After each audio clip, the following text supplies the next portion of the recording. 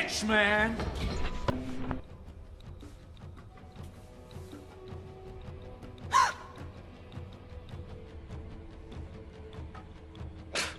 What's going on, guys? On this episode of On the Set for October Horrorfest, I'm taking a look at the Amityville Horror remake. So, in 1974, a guy named Ronald DeFeo Jr. woke up at 3:15 in the morning and proceeded to kill his entire family after hearing voices. 1 year later, the Lutz family moved into their house. Not too long after, they start to experience strange paranormal events.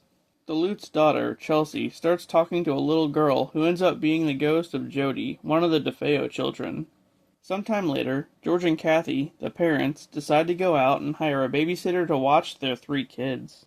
The babysitter, Lisa, tells them about the DeFeos and what happened to the family. As Lisa is watching the kids, she gets dared to sit in a closet. But not just any closet. It's the same one that Jody was murdered in. As to be expected, as soon as she goes in there, Lisa gets locked inside and comes face to face with Jody's ghost. After that, she pretty much goes into shock and has to be taken to a hospital.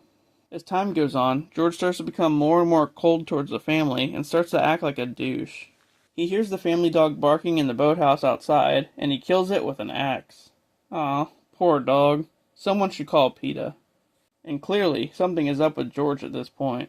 The next day, the kids go looking for the dog, and Billy, the son, can tell that something is wrong. With things getting worse, Kathy has a priest come over to bless the house. But as soon as he goes inside, he's like, nope, and he suddenly leaves. After that, Kathy does some research on the house and finds out that it once belonged to a cultist named Jeremiah Ketchum, who is said to have done evil things to Native Americans on the property during the 17th century. Meanwhile, George is in the basement when he actually encounters the ghost of some Native Americans who died there. Then, he runs into the ghost of Ketchum himself, who proceeds to recreate his suicide by slashing his own throat. George is pretty much already possessed at this point, but Ketchum's blood splashes on him and his possession goes to an all-time high. Now he's like, really possessed. After speaking with the priest who ran out of the house, he advises Kathy to get her family as far away from there as possible. Just as she starts rounding up the children to leave, George appears and tries to kill them all DeFeo style. But Kathy ends up knocking him out and drags him out to the boathouse, where the family leaves in a hurry. Suddenly, George becomes free from possession and the family never looks back.